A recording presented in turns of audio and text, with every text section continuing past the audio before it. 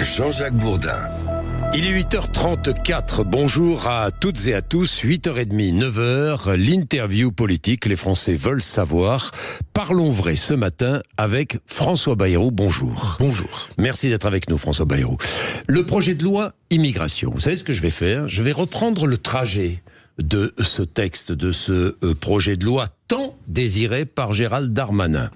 Le texte du gouvernement est d'abord réécrit par le Sénat, puis réécrit par la commission des lois de l'Assemblée nationale, puis rejeté par l'Assemblée nationale, motion de rejet, sans avoir été examiné, puis réécrit par la commission mixte paritaire, puis adopté par les députés, sans avoir été discuté en séance publique, sans débat. Et maintenant, le Conseil constitutionnel qui va à son tour réécrire cette loi. Est-ce l'instance politique d'appel du Parlement ? Le Conseil constitutionnel. Non, je pense qu'il ne faut pas voir les choses comme ça. Et ça n'est pas réécrire la loi. Le Conseil constitutionnel n'écrit rien. Il n'écrit rien, mais il va la modifier. Il peut effacer, mais il n'écrit rien.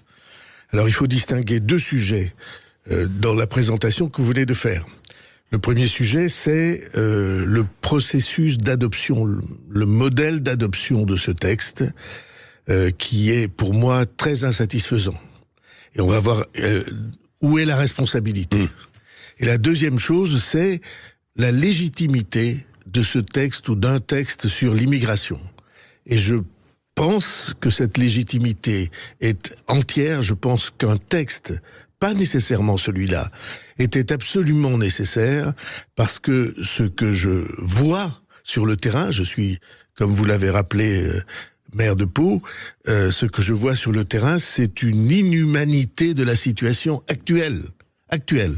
Et donc cette situation-là, une intervention du législateur qui aurait dû être pleine et entière pour la changer était légitime. Alors, sur le processus. Oui. Ce processus a subi un accident et qui est pour moi absolument inacceptable, et même une négation de tout ce que nous disons aux Français et de ce que nos institutions disent.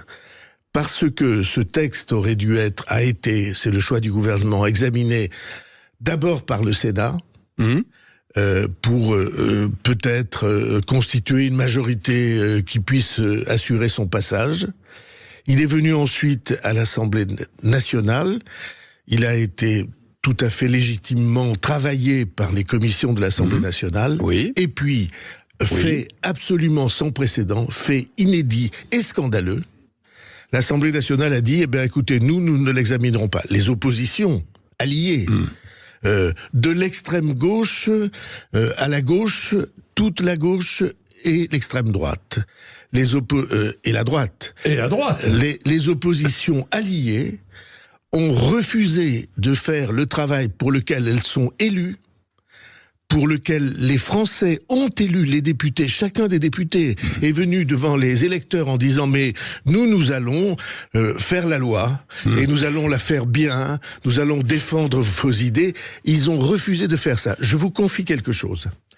J'ai reçu beaucoup de messages pendant cette phase ultime de députés qui me disaient de manière tout à fait sympathique, on compte sur vous, comment faire pour rectifier ce qui doit l'être. Je dis, mais c'est vous qui avez refusé d'examiner.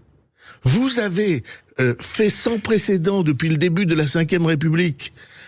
Vous avez refusé, vous, députés, élus pour faire la loi, vous avez refusé d'examiner le texte. C'est la première fois qu'un texte comme ça, de cette importance auquel qu'on soit pour ou contre. François Bayrou, vous savez bien que le ministre de l'Intérieur pensait que son texte, que la motion de rejet n'allait pas être adoptée. Vous le savez bien.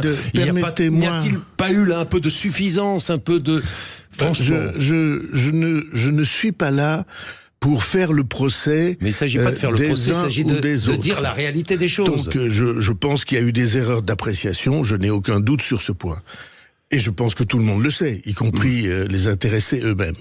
Mais écoutez bien, tous ceux qui disent on n'aurait jamais dû laisser passer telle ou telle disposition. Peut-être on peut réfléchir et voir lesquelles. On va parler des dispositions, oui. Tout cela... Qui ne vous plaisent pas, d'ailleurs. Tout cela ont refusé de jouer leur rôle dans l'examen du texte. J'ai dit à ces députés, mais écoutez, si on avait examiné le texte, on aurait pu trouver, article par article, oui, mesure par mesure, disposition par disposition, des majorités de l'Assemblée nationale, et l'Assemblée nationale aurait eu un texte à opposé ou à équilibrer au texte du Sénat. Bien. On a refusé de faire ça, et c'est démocratiquement inacceptable, et la faute en revient à ceux qui ont refusé, sous les applaudissements, dans les éclats de rire, qui ont refusé de faire leur travail et d'examiner le texte. Bien. Bien, mais maintenant il y a une réalité. La réalité, c'est qu'il y a un texte qui a été voté par le Parlement, un texte beaucoup plus dur que le texte initial. Les députés, pardon, mais constatons les choses. Les députés ont voté des articles en espérant une censure par le Conseil constitutionnel. Certains députés. Le ministre de l'Intérieur lui-même a soutenu un projet dont il dit qu'il pourrait être en partie rejeté par le Conseil constitutionnel. Jusqu'au président de la République, qui a mis toute son autorité pour faire voter ce texte et a saisi ensuite le Conseil constitutionnel. Hier, il a saisi le Conseil constitutionnel hier. Elisabeth Borne a confirmé hier matin avoir des doutes sur certaines mesures de la loi. Franchement, avez-vous déjà vu une majorité espérer que son texte soit censuré par le Conseil constitutionnel? Excusez-moi, ce n'est pas le texte de la majorité. C'est peut-être faut-il rappeler ça. C'est un texte voté par la majorité. C'est un texte voté parce que il fallait bien trouver une issue à ce débat. Qu'est-ce que vous me diriez ce matin si le texte avait été retiré? Vous diriez, mais enfin, François Bayrou, ça n'est pas possible. Est-ce que vous vous rendez compte que vous avez, devant les Français, proposé un texte au vote? C'est Bourdin qui parle, là. Oui. Par ma voix, hein? Oui. Vous avez proposé un texte au vote, et vous avez été, au bout du compte, obligé de le retirer, alors que la situation, vous le savez bien, sur le terrain est insupportable. On va y revenir à la situation sur le terrain. On va y revenir. Mais c'est ça que vous diriez. Vous diriez, mais enfin, c'est un gouvernement d'incapables, diriez-vous. Bourdin parle. Il dit, Monsieur Bayrou, c'est un gouvernement d'incapables. C'est une majorité un peu incapable de faire adopter un texte. C'est ça que vous diriez ce matin.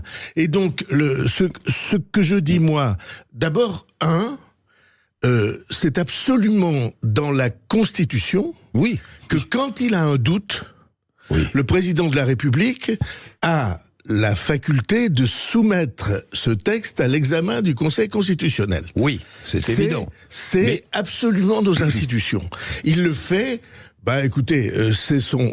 Est-ce que il est déjà arrivé que des gouvernements, je me souviens très très bien, devant un texte qui ne leur plaisait pas, disent le Conseil constitutionnel se prononcera. On fait comme si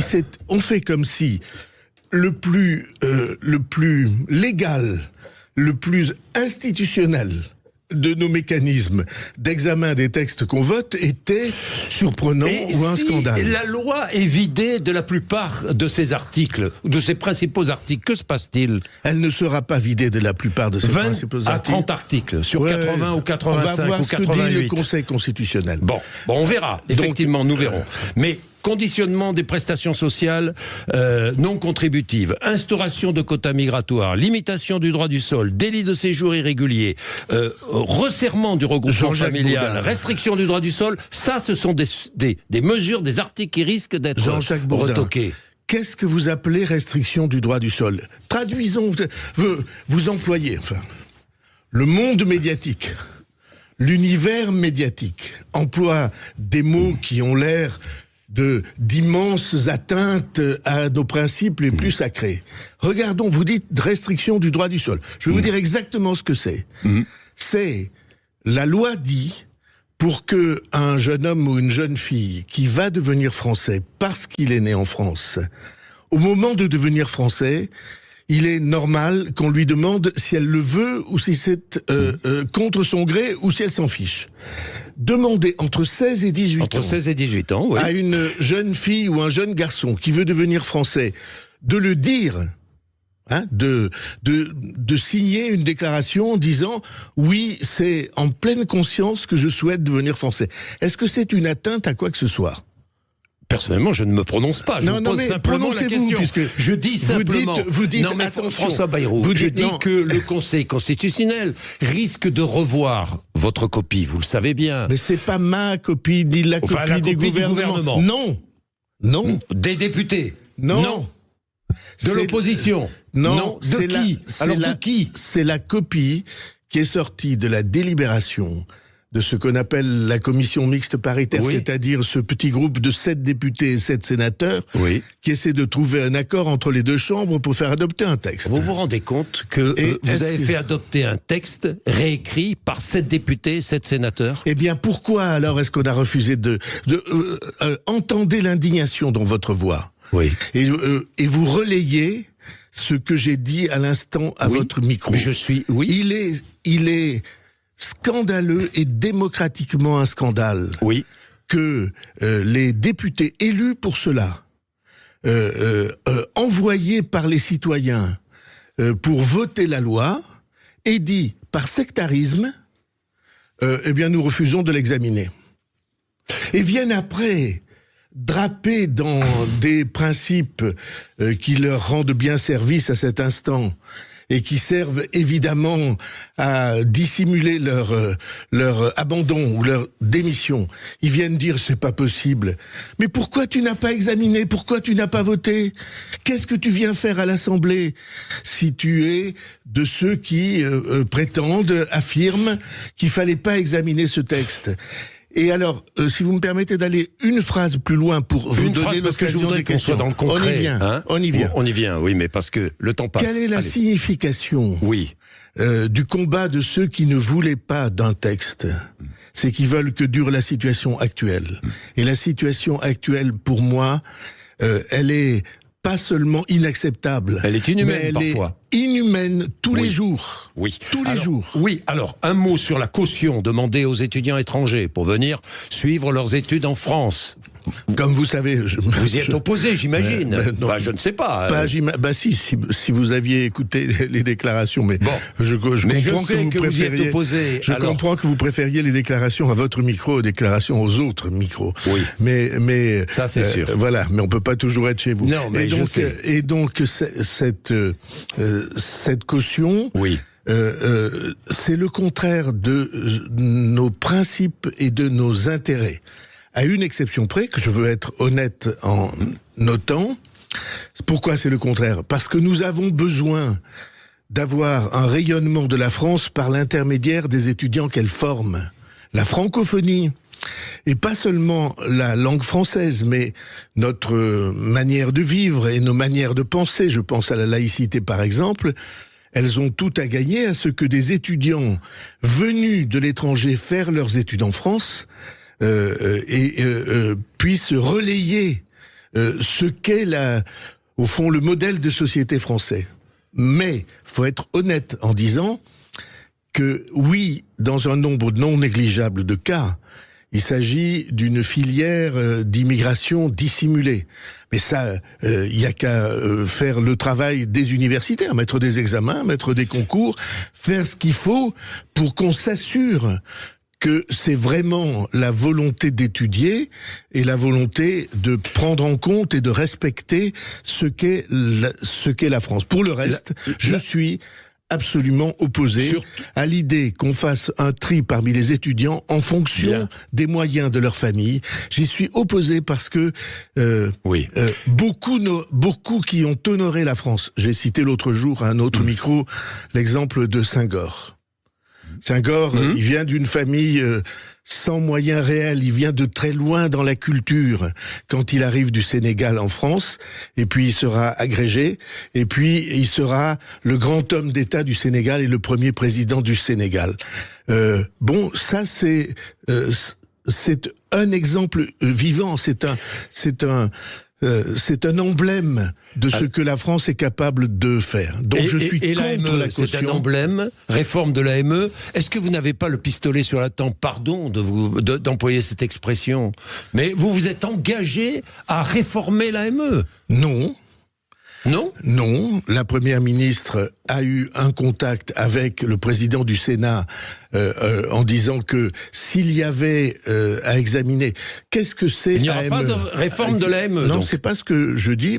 C'est la Première ministre qui le dira, ou le président du Sénat. Qu'est-ce que c'est cette affaire ? C'est assez simple.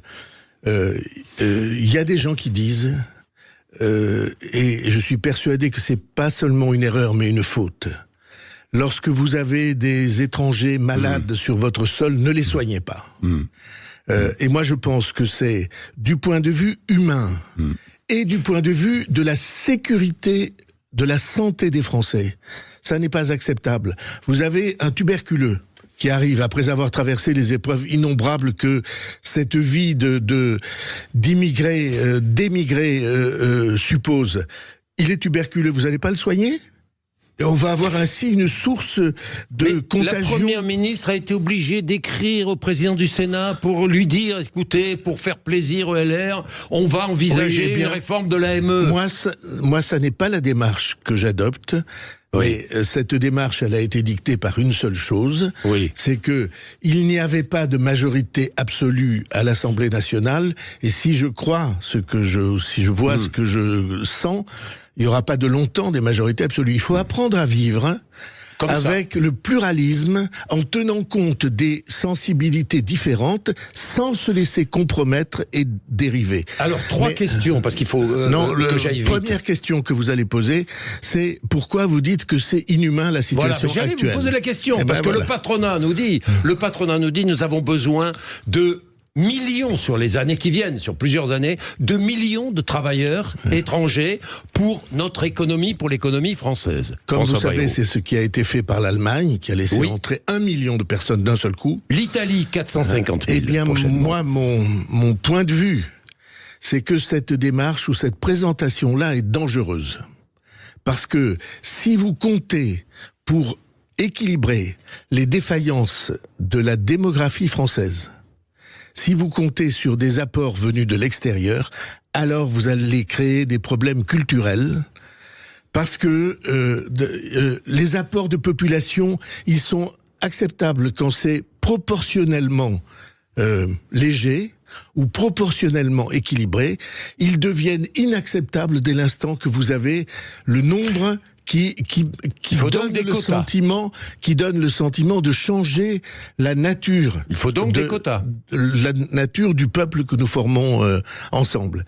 Et donc les quotas, ça a très souvent été discuté, délibéré. Donc mais moi je veux vous dire la situation actuelle. Allez-y. Parce que personne n'en parle de la situation actuelle.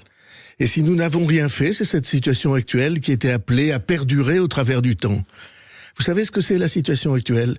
C'est des milliers de jeunes hommes sur le territoire français qui sont logés dans des hôtels réquisitionnés à la frontière des villes, avec interdiction de travailler, interdiction d'activité, autrement dit, et ils sont là pour des années et des années. Ils sont aux frais, logés aux frais de la collectivité, et ils sont maintenus dans une situation dans laquelle il y a évidemment toutes les raisons pour vérifier que l'oisiveté est la mère de toutes les dérives. Vous savez, à Pau, on a eu, comme vous savez, une personne qui s'occupait des associations dédiées aux réfugiés qui a été poignardée et qui est mort. Oui. Tout ça, si l'on ne se rend pas compte du caractère révoltant de la situation dans laquelle nous, en fermant les yeux, en ayant bonne conscience, mais dans laquelle nous maintenons ces jeunes garçons. Nous, à Pau, on les fait jouer au foot. Parce qu'il faut bien essayer de leur trouver quelque chose d'une passion pour les occuper. Ils sont des milliers et des milliers. Et moi, je pense que c'est cette situation-là, d'abord, qui est inacceptable. On peut pas laisser pour des années et des années. Parce que vous savez, il y a une décision en disant vous avez pas le droit d'être là, et puis après des recours et des recours. Et qu'est-ce qui se passe ? Ça veut dire que le droit d'asile que nous défendons, il est complètement dévoyé. Dévoyé, détourné. Parce que c'est pas d'asile qu'il s'agit, c'est d'une filière d'immigration qui passe par la demande du droit d'asile et par les recours innombrables qui sont faits après et qui durent des années. Eh bien ça, c'est pas possible, et ce texte a le mérite d'une accélération de ces procédures qui permettra au moins d'avoir un traitement important. Mais il y a une deuxième chose à dire, c'est que le texte le plus important pour la régulation de l'immigration, c'est pas en France hier qu'il a été pris. C'est en Europe. Oui. Les Européens se sont mis d'accord. D'ailleurs, personne n'en a parlé hier, et pourtant c'est très important. Pour qu'à la frontière de l'Union... Contrôle renforcé, je vais aller vite, François Bayrou. Contrôle renforcé des arrivées de migrants dans l'Union européenne, centre fermé près des frontières pour renvoyer ceux n'ayant pas droit à l'asile en Europe, et mécanisme de solidarité obligatoire entre pays membres. Oui, ou prise en charge financière selon les pays. Vous voyez bien à quel point ça change les choses. Oui, bah bien sûr. Non, mais, oui. Je ne sais pas si on va arriver à l'appliquer, c'est compliqué. Oui. Il faut des moyens. Oui. Mais ça change les choses. Avoir décidé, entre les pays européens, de sortir de l'isolement qui nous rend impuissants, pour décider ensemble qu'on va mettre en place des règles et les faire respecter. C'est l'Europe qui décide pour nous ? C'est pas l'Europe, c'est nous l'Europe. C'est une proposition française. Je vous dis ça parce que on entend partout. Hein. C'est une proposition française. Ben oui. Et c'est la France et les députés européens, en particulier de notre groupe, qui ont voté pour, qui ont fait ce qu'il fallait pour que ce texte soit pris et que les choses changent réellement. Et enfin, puisqu'il va y avoir tous les moyens de repérer, d'identifier et de faire que on n'ait pas les dérives qu'on connaît aujourd'hui. Et donc, de ce point de vue-là, c'est un très grand progrès. Alors, j'ai deux questions politiques à vous poser, François Bayrou, qui n'ont pas été posées hier au président de la République. Est-ce que le président de la République doit maintenant changer de Premier ministre ? Vous n'êtes pas président de la République. Hein. Voilà. François Bayrou, c'est ce que vous allez me répondre. Pour l'instant, en tout cas. Et donc, pour l'instant. D'accord. Pour l'instant. Nous avons droit au sourire, vous et moi. Ah bon. Et donc, oui. C'est la responsabilité personnel du président de la République. Est-ce qu'il doit changer de gouvernement dans tous les cas Je pense qu'il va falloir un nouveau départ. Oui. Et je pense que tout ça a été éclairé par ce que nous avons vécu ces dernières semaines et depuis un an et demi. Il faut donner un nouvel élan, c'est ce que vous voulez dire. Pas seulement. Je pense que l'émission d'hier soir du président de la République a eu un très grand mérite, c'est que on a tout d'un coup mieux vu où était le cap.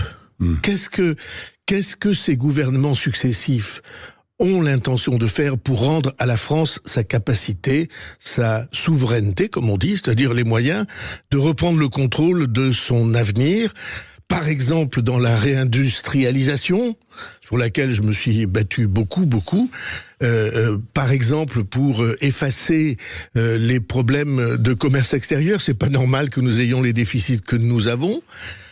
Par exemple, pour que l'agriculture soit prise en compte, tout ça, et pour que l'éducation retrouve ce qui doit être, le visage de la France, ce que doit être le message de la France à l'égard des siens et à l'égard du monde qui nous regarde. Et il y a de ce point de vue-là un très gros travail à faire. Donc, on a mieux vu hier soir le cap et l'énergie que suppose le fait, contre vents et marées, d'avoir à impulser ou à provoquer le mouvement du pays qui en a bien besoin parce que la situation actuelle, pour moi et depuis longtemps, n'est pas acceptable.